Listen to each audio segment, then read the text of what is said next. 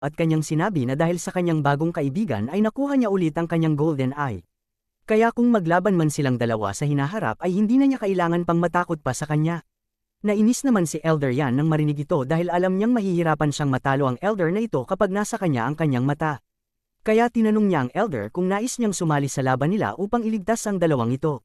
Nagtaka naman ang dalawa kung ano kaya ang dahilan kung bakit nandito ang kanilang Elder Jiu. Nagsaad naman si Elder Jiu na narito lamang siya upang pigilan ang laban na ito. Pinaalala rin niya sa kanila na silang dalawa ay parehong panauhin ng Huayu Towers kaya huwag dapat nilang kalimutan ito. Dagdag pa ni Elder Jiu na ang bisita ay dapat umarte bilang isang bisita, kaya wala siyang karapatan na kalabanin ng sect leader ng pamilya na ito sa kanilang teritoryo. Kaya tinanong niya ulit si Elder Yan kung ano ang nais niyang gawin at bakit niya nilalabanan ang dalawa. Tumawa naman si Elder Yan nang marinig ito at kanyang sinabi na tama nga ang sinabi ni Elder Jiu. Nagsaad rin siya na mali ang kanyang naging aksyon sa dalawa ngunit wala siyang magagawa kung hindi ay lumaban kung hindi titigil ang dalawa sa pag-atake sa kanya. Agad naman na tiningnan ni Elder Jiu si Chu Chu upang malaman kung ano ang magiging desisyon niya. Napaisip naman si Chu Chu na hindi magiging maganda para sa reputasyon ng kanilang pamilya kapag nagpatuloy pa sila sa paglaban kaya naisip niyang tumigil na lang muna. Ngunit sinabihan rin niya si Elder Yan na sa ngayon ay papakawalan niya ito. Kaya inaasahan niya na itigil na ni Elder Yan ang kanyang panggugulo sa kanilang pamilya sa hinaharap. Dahil kung hindi ay mapipilitan siyang gumamit ng puwersa upang patayin siya. Hindi naman pinansin ni Elder Yan ang pananakot na ito at agad na rin siya umalis. Sinabi rin niya na tatandaan niya ang pangyayari na ito. Nang makaalis na si Elder Yan ay agad naman na tinanong ni Kai Ching si Elder Jiu kung bakit niya pinigilan ang pagpatay nila sa kumag na yon. Tinanong niya rin ang Elder kung nakalimutan na ba niya ang kanilang galit dahil sa ginawa ni Elder Yan sa kanilang sect leader noon. Bigla namang napatigil si Kai Ching nang marinig niya ang boses ni Chu Chu. Agad din siyang sinabihan ni Chu Chu na mali lamang ang pagkakaintindi niya sa ginawa ni Elder Jiu. Sa katotohanan ay niligtas ni Elder Jiu ang buhay nilang dalawa. Nagtaka naman si Kai Ching nang marinig ito kaya tinanong niya na lang ang Elder kung ano ang ibig sabihin niya. Agad naman na sinabi ni Elder Jiu na talagang bata pa ang dalawa upang maintindihan nila ito. Ngunit si Elder Yan ay kasama niya sa parehong henerasyon kaya alam niya ang kaya nitong gawin. Sinabi rin ni Elder Jiu na ang kanilang ginawa ngayon ay magreresulta lamang sa isang walang kwentang kamatayan kapag pinagpatuloy nila ang laban na ito. Nagsaad naman si Kai Ching na napinsala na niya ang katawan ni Elder Yan kaya hindi na sila mahihirapan na mapatay ito. Nagtanong naman si Elder Jiu kung nakita niya ba ang gourd na hawak ni Elder Yan kanina. Bigla namang nagulat si Kai Ching dahil nakita rin niya ito. Nagsaad si Elder Jiu na ilang beses na silang nagkita noon ni Elder Yan ngunit ngayon lamang niya nakita ito na may dalang isang gourd. Sinabi rin niya na alam niyang handang labanan ni Elder Yan ang dalawa dahil nagdala pa siya ng isang mahalagang kayamanan tulad ng gourd na ito. Kaya sa tingin niya ay isang malakas na lason ang nakalagay doon. Sinabi rin ni Elder Jiu na kahit mayabang ang Elder Yan na ito ay isa pa rin siyang matalinong Elder. Kaya alam niyang hindi ito magsisimula ng laban hanggat hindi niya sigurado na mananalo siya. Dagdag pa ni Elder Jiu na kahit ang 7th Ghost ng Yuming Valley ay hindi kayang labanan ng Elder na ito nang walang nakatakdang plano. Kaya sigurado siya na kung natuloy ang laban nila ngayon ay tiyak na ikakamatay nila itong dalawa. Nainis naman si Kai Ching nang marinig ito at tinanong niya rin ang Elder kung wala na ba talagang ibang paraan upang matalo nila ang Elder na ito. Nagsaad naman si Elder Jiu na wala silang ibang magagawa dito, ngunit sinabi rin niya na kung nandito lamang ang kanyang little brother ay tiyak na kaya nilang matalo ang Elder Yan na ito sa ibang paraan. Nagtaka naman ang dalawa kung sino ang little brother na tinutukoy ni Elder Jiu. Agad naman na nagsalita si Long Nui kung bakit sinasali na naman ng kanilang Uncle Jiu ang Joe Fan na ito sa kanilang usapan. Sinabi rin niya na mula nang mapatay ng Joe Fan na ito ang 7th Ghost ay walang tigil na ang papuri sa kanya ng kanilang Uncle Jiu. Hanggang walang pamilya na ang hindi alam na magkaibigan sila ng Joe Fan na ito sa buong imperyo. Nagulat naman ang dalawa nang marinig ang sinabi ni Long Nui sa kanyang Uncle Jiu. Tinanong naman ni Elder Jiu si Long Nui kung nagseselos ba siya sa tagumpay ni Joe Fan. Sinabi rin ni Elder Jiu na ang pagpatay niya sa 7th Ghost ay hindi madaling bagay na kayang gawin ng kanilang henerasyon kaya talagang karapat-dapat ang kanyang kaibigan sa papuri na ito.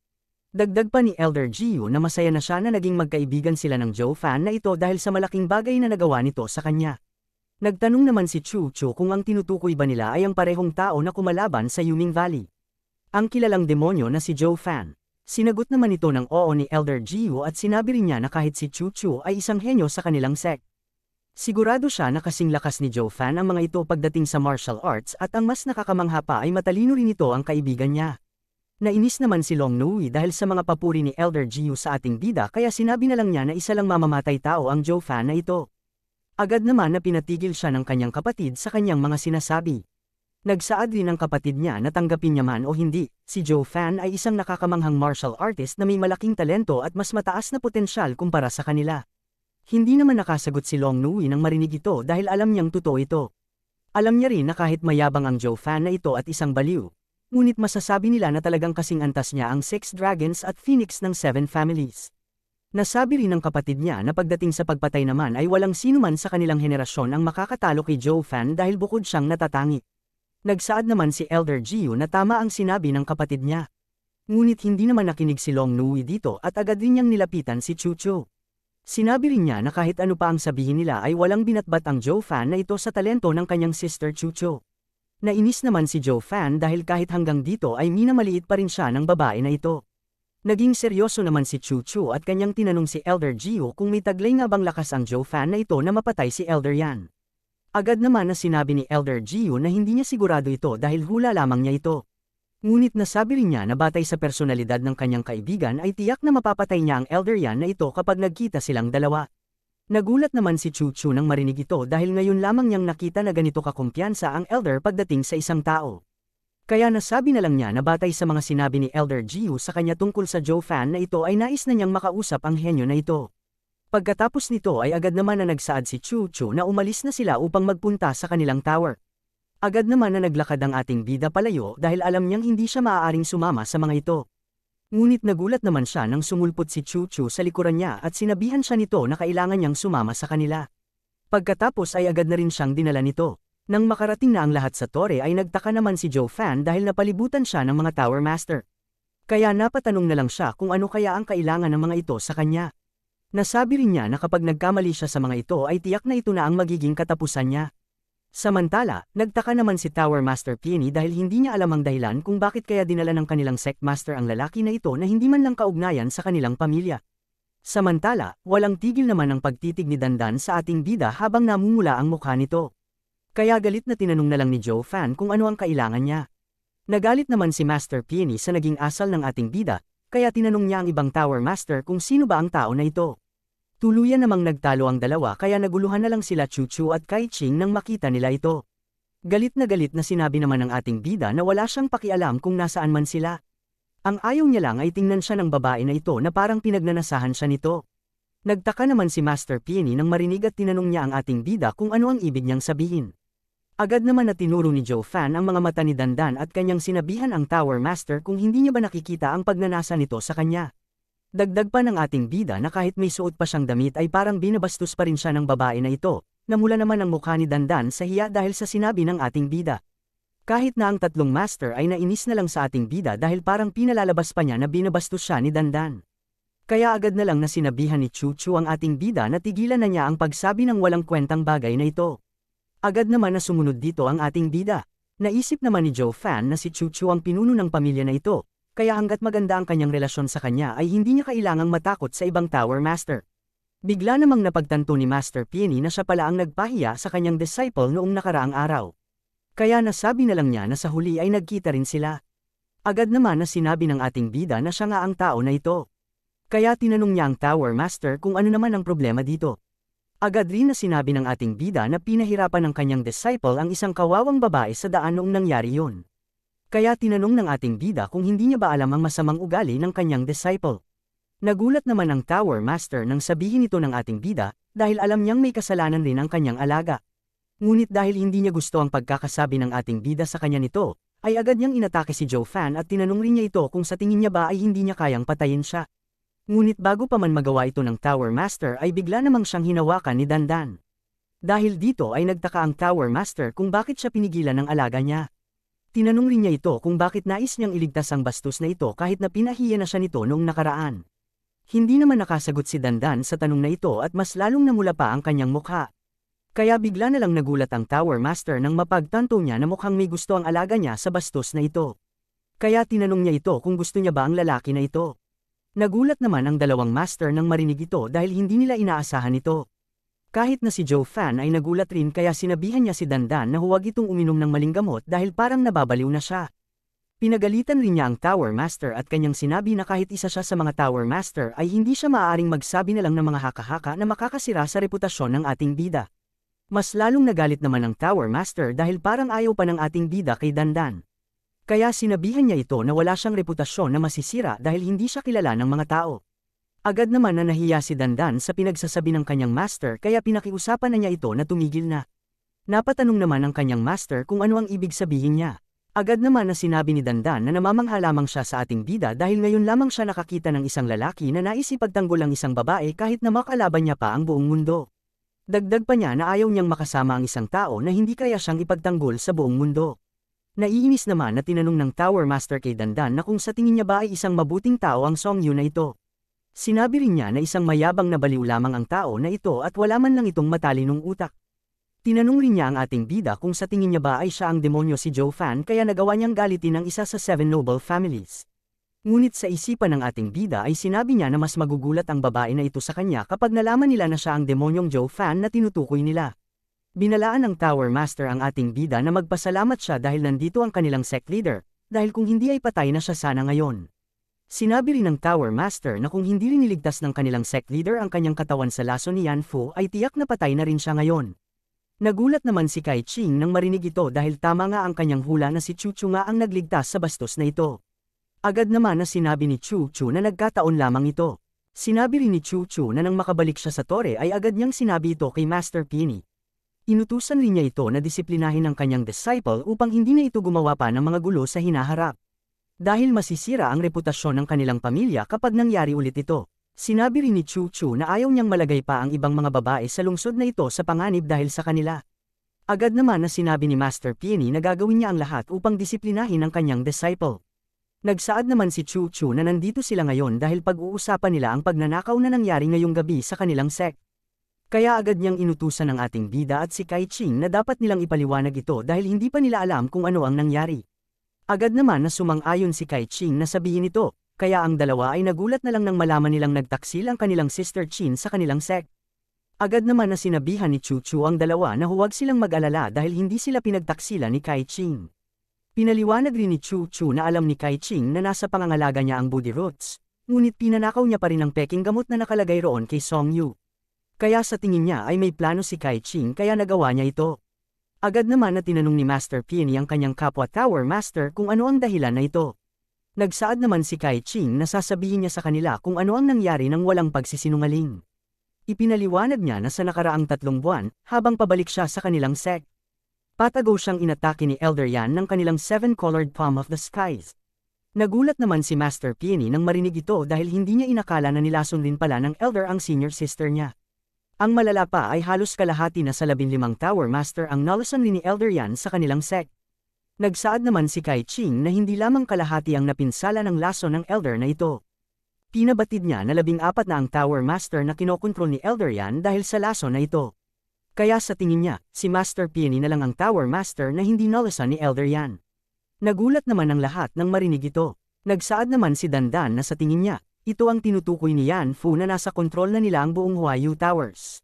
Sinabi naman ni Kai Ching na nalaman niya lang ito ng malason na siya ni Elder Yan, sa tingin rin niya na kung hindi siya nalason ay hindi niya pa malalaman kung ano na ang nangyayari sa kanilang sect. Kaya naisip niya na lang na maaari niyang magamit ang pagkakataon na ito upang maloko si Elder Yan at mapatay ito. Kaya sa mga nakaraang buwan ay naging sunod Sun Yuan siya sa kanya at nang magkaroon siya ng pagkakataon na manako na ni Songyu ang Peking Body Roots ay doon na niya ginawa ang pag-atake dito. Nagsaad naman ang ating bida na ang rason pala ng pagnanakaw niya ng gamot na ito ay upang siya ang pag-initan ni Elder Yan upang magkaroon siya ng pagkakataon na patag ang atakehin ito. Kaya pinuri na lang ng ating bida ang ginawa niya at sinabi rin niya na magandang plano nga ito. Nagsaad naman si Kai Ching na hindi niya inakala na matalino ang ating bida. Akala niya ay isa lamang siyang bastos at baliw na tao. Bigla namang napagtanto ni Joe Fan na mukhang masisiwalat ang kanyang pagkatao. Kaya agad na lang niyang sinabi na hula lamang niya ito. Agad naman na kinausap ni Master Penny si Kai Ching kaya nasabi na lang ni Joe Fan na mukhang hindi nalaman ng mga ito ang pagkatao niya. Agad naman na tinanong ni Dandan si Kai Ching kung naging matagumpay ba ang kanyang pag-atake kay Elder Yan. Tumawa naman ang ating bida kaya nagalit na lang si Kai Ching. Agad naman na sinabi ni Joe Fan na kahit hindi man siya matalino ay talagang tanga si Dandan kung hindi niya alam kung ano ang naging resulta ng laban na ito. Agad rin na sinabi ni Joe Fan na kung naging matagumpay nga ang atake ni Kai Ching sa Elder na ito, sana ngayon ay nagdiriwang na ang lahat. Ngunit ngayon ay iba ang nakikita niya kaya dapat niyang isipin ito. Nagalit naman ulit si Master Peony dahil talagang walang preno ang bibig ng Joe Fan na ito. Kaya sinabihan niya ito na huwag nang magsalita kung wala rin naman siyang magandang masasabi sa kanila. Napabuntong hininga naman ang ating bida upang mas inisin pa ang Tower Master. Agad naman na sinabihan ni Chuchu ang Tower Master na huwag na niyang pansinin ang mga sinasabi ng Songyu na ito dahil mahilig lang talaga magsalita ng walang kwentang bagay ang tao na ito. Nagsaad naman ng pangamba si Master Peony dahil base sa mga sinabi ni Kai Ching na sa panganib nga ang kanilang sect. Kaya tinanong niya si Chuchu kung ano na ang maaari nilang gawin sa ngayon. Nagsaad naman si Chuchu na laban sa Yaowang Temple ay wala silang magagawa sa kanilang sarili.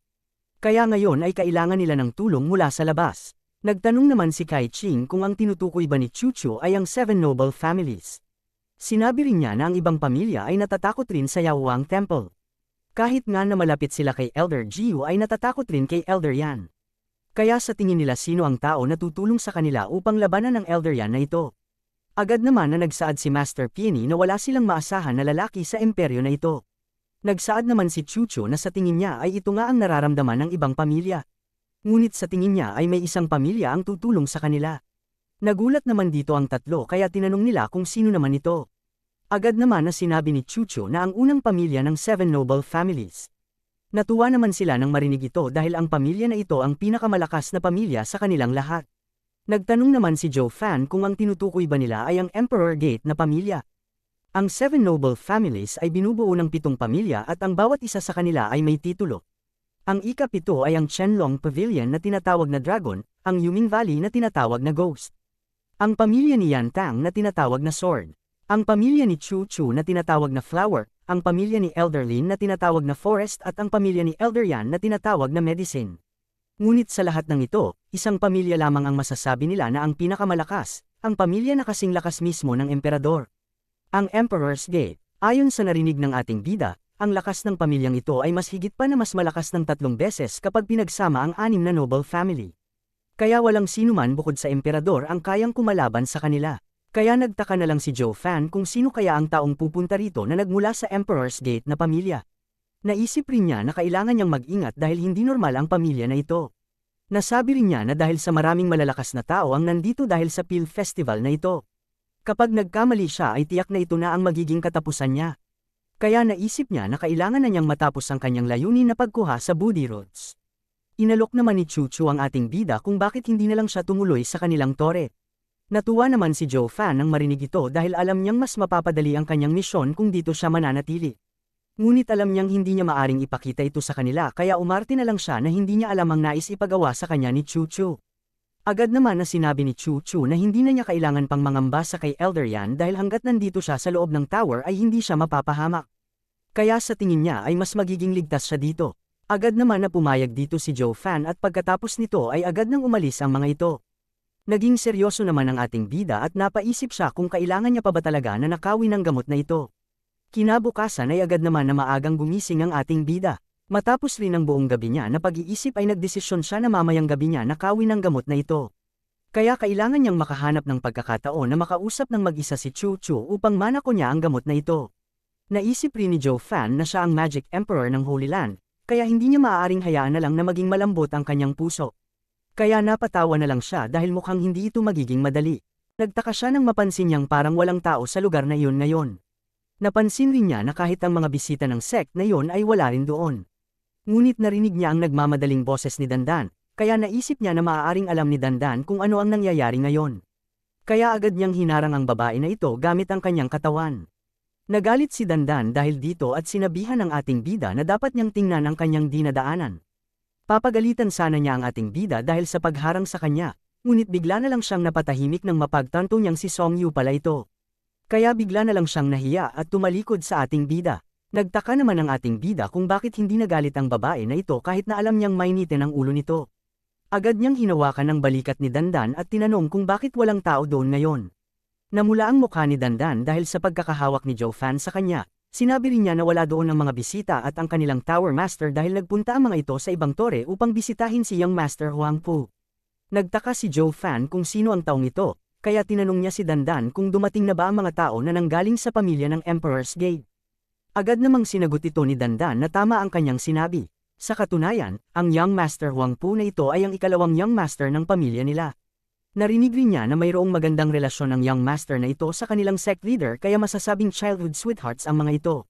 Nasabi rin ni Dandan na mukhang hindi naman gugulo muna si Elder Yan dahil sa pagdating ng taong ito. Nainis si Joe Fan dahil kung kailan niya nais nakawin ng gamot sa kamay ni Chu Chu ay dumating pa ang pamilya na ito. Naisip rin ni Joe Fan na kung palaging magsasama ang dalawa na ito, tiyak niyang hindi niya mananakaw sa kamay ni Chu Chu ang booty roots. Kaya agad niyang hinawakan ang kamay ni Dandan at sinabihan ito na samahan siya doon upang makita rin niya kung gaano kabasura ang huwangpu na ito. Nagulat si Dandan nang marinig niya na tinawag na basura ni Joe Fan ang kanilang young master huwangpu dahil hindi nila maaaring sabihin ito. Ngunit natigil rin siya nang makita niya ang kagwapuhan ng ating bida. Kaya mas lalong namula na lang ang kanyang mukha. Matapos ang ilang sandali, narating na rin ang dalawa ang gate kung saan naghihintay ang lahat. Napansin rin ni Joe Fan na halos lahat ng representante ng 7 families ay nandoon at tahimik na naghihintay sa pagdating ng huwangpu na ito. Naiisip ni Joe Fan na mukhang tama nga ang narinig niya na isa sa mga pinakamalakas ang pamilya na ito sa kanilang imperyo, dahil kahit na ang ibang elder ng 7 families ay parang tuta na naghihintay sa kanila. Kaya nasabi na lang niya na mukhang malakas talaga ang pamilya ng Emperor's Gate dahil kaya nilang gawin ito sa ibang pamilya. Isang malaking karwahe naman ang dumating sa harapan nila Joe Fan at pinangungunahan ito ng maraming bantay. Nagulat si Joe Fan nang makita niya na ang 4 sa mga bantay ng karwahe na ito ay nasa antas na ng Heavenly Realm. Ang nakakamangha pa ay ang ganitong antas sa ibang pamilya ay ginagampanan ng isang elder ng 7 families ngunit sa kanila ay mga bantay lamang ito. Kaya lumabas na lang ang pawis sa mukha ng ating bida dahil ibig sabihin lamang nito ay malakas talaga ang pamilya na ito. Naisip rin niya na mukhang hindi haka-haka lang ang mga balita na narinig niya dahil mukhang mas malakas talaga ang pamilya na ito kumpara sa lakas ng 6 na pamilya kahit na pagsamahin pa ang mga ito. Isang bantay naman ang biglang naglakad sa harapan ng karwahe at ito ay agad na nagbantay.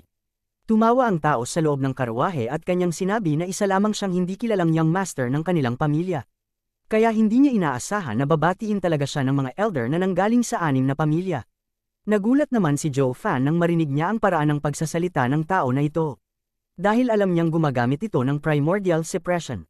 Kaya sa tingin niya ay talagang nagyayabang ang tao na ito sa harapan ng mga elder. Kaya nasabi na lang ng ating bida na mukhang malakas rin ang ikalawang young master na ito.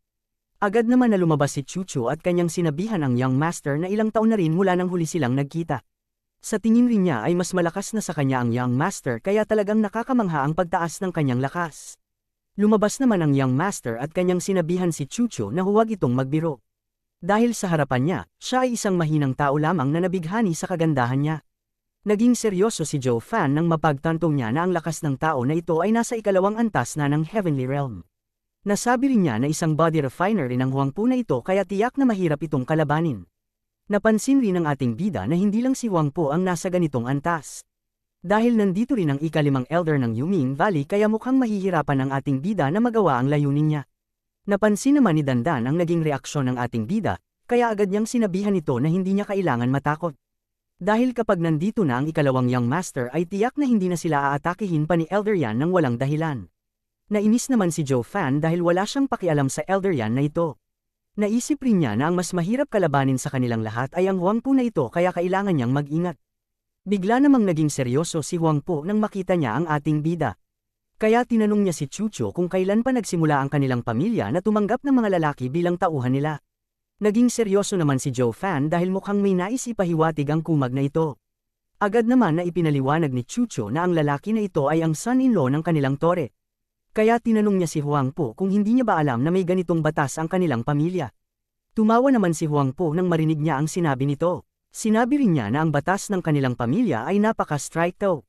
Kaya alam niyang kailangan na isang malakas at natatanging tao na ito bago sila kilalanin ng kanilang tore. Kaya napatanong na lang siya kung kailan kaya siya tatanggapin rin ng kanilang tore bilang manliligaw niya. Nagtaka naman si Chu Chu nang marinig ang sinabi ng young master dahil alam niyang kakaiba ito. Samantala, nainis naman si Yan Tang dahil talagang kinalimutan lang sila ng huwangpu na ito at hindi man lang sila binati ng mayabang na ito. Kaya agad na lang siyang umalis at kanyang sinabi na magsasanay na lang siya kaysa manatili sa lugar na ito. Ngunit agad naman siyang pinigilan ng kanilang elder na huwag niya itong gawin. Napansin naman ni huwangpu ang balak na pag-alis ni Yan Tang kaya agad niyang nilapitan nito. Tumawa rin siya at nagkunwari itong humihingi ng paumanhin dahil sa hindi niya pagpansin sa kanila. Natakot naman ang elder na kasama ni Yan Tang at humingi rin siya ng paumanhin dahil sa inasal ni Yan Tang. Ngunit hindi naman ito pinansin ni huwangpu at kanyang sinabi na hindi na niya ito kailangan.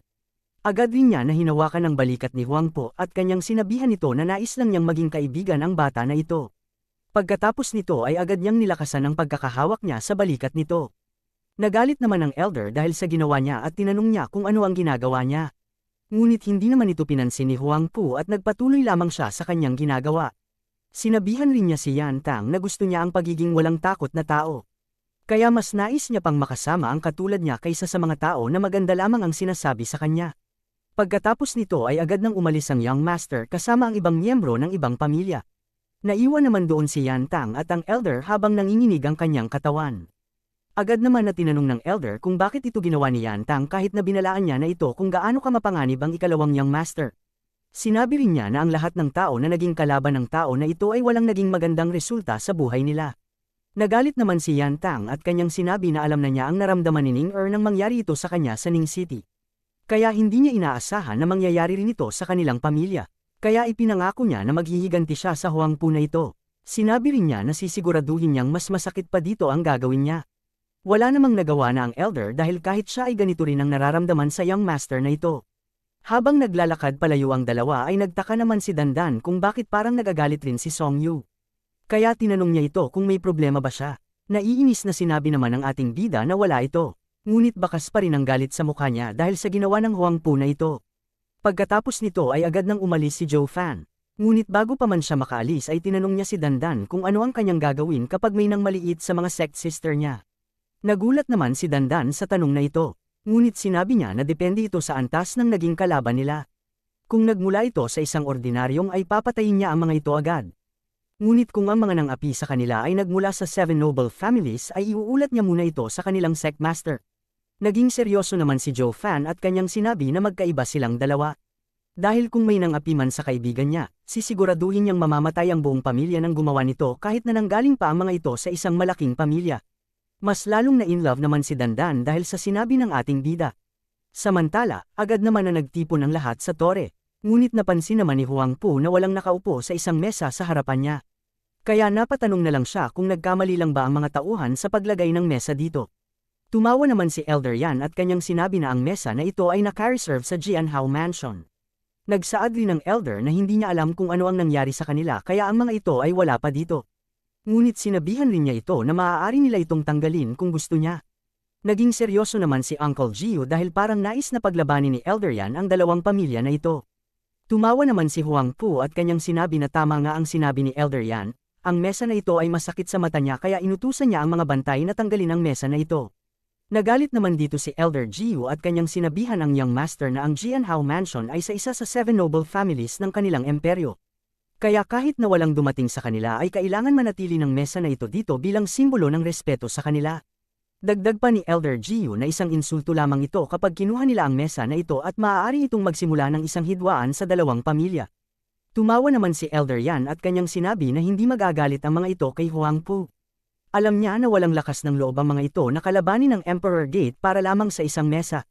Nagalit naman si Elder Gio at kanyang sinabi na hindi ito tungkol sa tapang o lakas ng pamilya, tungkol ito sa dignidad ng 7 noble families. Sabi niya pa na walang rason ng kanilang pamilya upang maging walang galang sa Jianhao Mansion. Nakisali naman ang ika-5 elder ng Yuming Valley sa usapan at sinabi niya na may punto nga ang elder. Kaya tinanong niya ito kung saang teritoryo ba namatay ang kanilang elder. Seryosong sinabi naman ni Elder Gio na wala silang gagawin sa kanila kung hindi sila mismo ang nagpakita sa harapan niya. Sinabi rin niya na ang mga elder ng kanilang sect ang naghukay mismo ng kanilang libingan sa teritoryo nila kaya ginawa lamang niya ang tamang gawin. Nagalit naman dito ang ika-5 elder at sinabihan niya si Elder Gio na sabihin niya ulit ito. Bigla namang nagsalita si Elder Lin at kanyang sinabi na kumalma lang muna ang lahat. Sinabi rin niya na wala silang dalawa sa teritoryo ng Yuming Valley o ng Chenlong Pavilion, kaya hindi ito ang lugar kung saan pwede nilang pag-usapan ang kanilang problema sa isa't isa.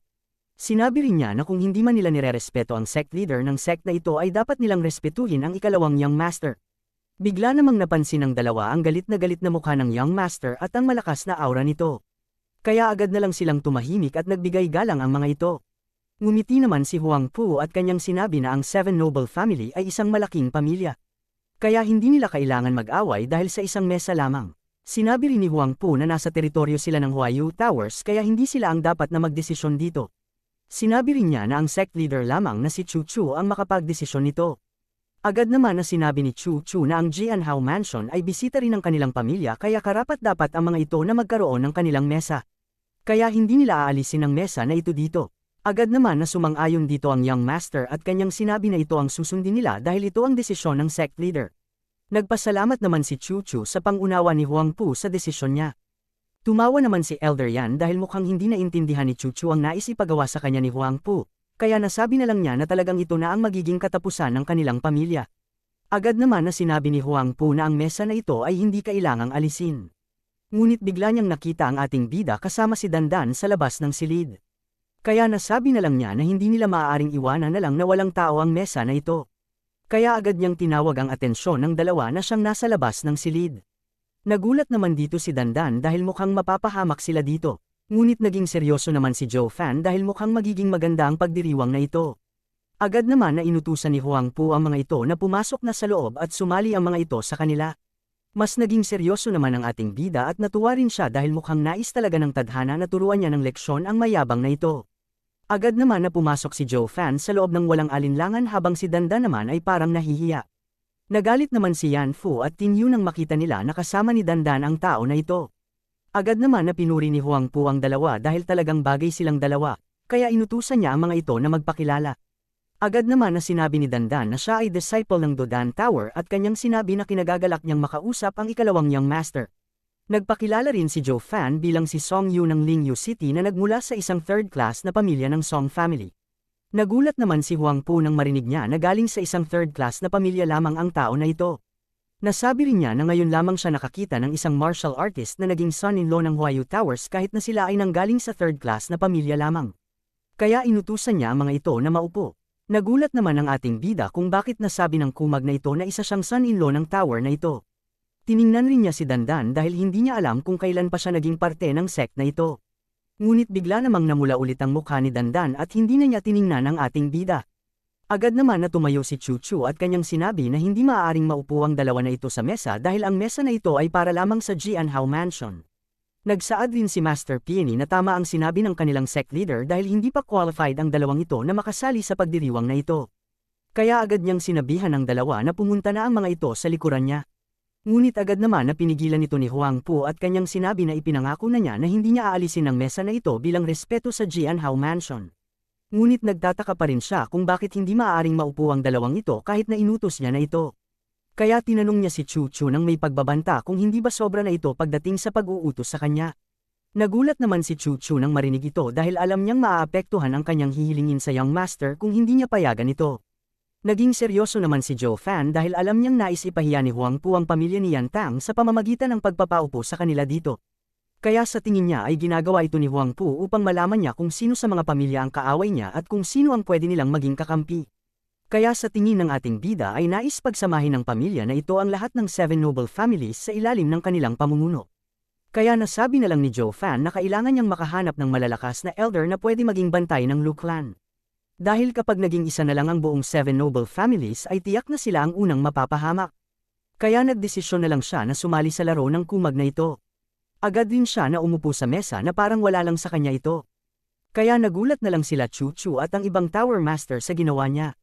Kahit na sila Elder Jiu ay nagulat rin dahil isang panghihiya ang ginawa ng ating bida sa pamamagitan ng pag-upo niya sa mesa ng Jianhao Mansion. Kaya agad na sinabihan ni Elder Jiu ang ating bida na ang pag-upo sa isang upuan na hindi para sa kanya ay maaaring magdala ng kamatayan sa kanilang pamilya. Tumawa naman ang ating bida dahil mukhang hindi pa siya nakikilala ni Elder Jiu. Kaya upang malaman niya ang kanyang totoong pagkatao ay agad niyang tinawag ang elder bilang Grandpa Jiu at kanyang sinabi na dapat rin siyang mag-ingat dahil ang kamatayan ay maaari ring dumating sa pamilya niya. Nagulat naman si Elder Jiu nang marinig niya ito dahil alam niyang sinabi rin ito ni Joe Fan sa kanya noon. Samantala, nagulat naman ang ikalimang elder ng Yuming Valley dahil talagang matapang ang ating bida dahil pinagbantaan niya ang isang elder ng Shenlong Pavilion. Kahit na si Huang Pu ay nagulat rin sa narinig niya kaya nasabi na lang niya na talagang kakaiba ang bata na ito. Dahil ang isang bata na nagmula sa isang third class na pamilya ay mukhang naintindihan ang nais niyang intensyon ng ganoon na lang kabilis kaya agad itong umupo sa upuan. Natuwa naman si Elder Jiu nang mapagtanto niya na mukhang si Joe Fan nga ang tao na ito, ngunit dahil hindi niya maaaring masira ang pagpapanggap nito ay agad na lang niyang sinabi na tatandaan niya ang sinabi ni Song Yu. Kaya ang lahat ay nagtaka kung bakit hindi man lang nagalit ang elder sa sinabi ng bata na ito. Kahit na si Huang Pu ay nagtaka dahil ang isang elder ng Qianlong Pavilion ay natakot lamang sa pananakot ng isang hindi kilalang tao. Kaya tiningnan niya ng mabuti ang elder at napatanong siya kung paano ito naging posible. Lumabas naman ang luha ni Elder Jiu sa tuwa at kahit na ang kanyang ibon ay lumabas rin sa kanyang sisidlan. Pagkatapos nito, agad na naglabas ng aura ang ibon na ito na siyang nakita ng ating bida. Kaya napagtanto ni Zhou Fan na mukhang nakilala na siya ni Elder Jiu. Naalala rin niya na ang unang tinawag niya kay Elder Jiu ay Grandpa Jiu at sinabi rin niya ang eksaktong salita na ito sa kanya noon. Kaya sa tingin niya ay alam na ni Elder Jiu na siya nga ang kaibigan niya. Sa kabilang banda, naging seryoso naman si Huang Pu dahil sa kakaibang pangyayari na ito. Kahit na si Elder Yan ay hindi makapaniwala na naging bastos ang Song Yu na ito sa pakikipag-usap kay Elder Jiu ngunit hindi man lang siya nagalit dito. Ngunit ang mas malala pa ay hindi man lang nagalit ang Elder at hindi man lang ito nagsalita at parang sumang-ayon pa ito sa kanya. Kaya nasabi na lang ni Huang Pu na mukhang may kakaibang ugnayan ang dalawang ito batay sa kanilang naging reaksyon. Sa kabilang banda, dumating naman si Yan Tang at ang elder sa loob at nagalit siya nang makita niya na wala na ang kanilang mesa. Kaya tinanong niya ang sect leader kung ito ba ang paraan nila ng pagtrato sa kanilang mga bisita. Ang malala pa ay ang mga hindi kilalang tao pa ang unang nakaupo kumpara sa kanila. Agad naman na nagalit si Chu Chu nang marinig niya ito at kanyang sinabihan si Song Yu na umalis na siya sa mesa na ito. Ngunit bigla namang pinaalala ni Huang Pu sa kanya kung nakalimutan na ba niya na siya ang nagpaupo sa dalawang ito dito. Dagdag pa niya na magiging walang kwenta lang kapag walang nakaupo sa mesa na ito. Sinabi rin ni Huang Pu na mas mabuti pang maupo ang dalawang ito dito kaysa hintayin ang mga taong hindi na darating. Nagulat naman si Chu Chu dito dahil mukhang nais nga na ipahiya ni Huang Pu ang Jianhao Mansion. Nainis naman si Yan Tang at kanyang sinabi na dahil ayaw naman sila ng mga ito dito ay aalis na lang sila. Kaya kasabay nito ay agad nang umalis si Yan Tang at ang kasama niyang elder. Agad naman na naisip ni Chu Chu na kapag umalis ang mga ito dito ay tiyak na magiging kalaban na nila ang mga ito. Kaya tiyak na sila ang sisisihin ng Jianhao Mansion at hindi ang pamilya ng Emperor Gate. Kaya agad niyang sinabihan ng dalawa na maghintay lamang silang dalawa dahil kasalanan niya ito. Sinabi rin niya na maaari siyang kumuha ng bagong mesa upang makaupo ang mga ito. Agad naman na napahinto si Yan Tang nang marinig ito. Naisip rin niya na mukhang kahit ang sect leader ng pamilya na ito ay walang magawa sa utos ng Huang Pu na ito. Kaya kung siya lang ang masusunod ay hahayaan na lang niya ito ngunit dahil alam niyang sinasadya ito ni Huang Pu upang ipahiya ang kanilang pamilya ay hindi niya tatanggapin ang alok na ito. Kaya sinabihan na lang ni Yan Tang ang sect leader na dahil nasa kanya na ang tulong ng Emperor's Gate ay hindi na niya kailangan pang magpakumbaba sa kanila. Kaya sa ngayon ay hindi niya tatanggapin ang paghingi niya ng tawad sa kanila. Dagdag pa niya na tatandaan niya ang araw na ito.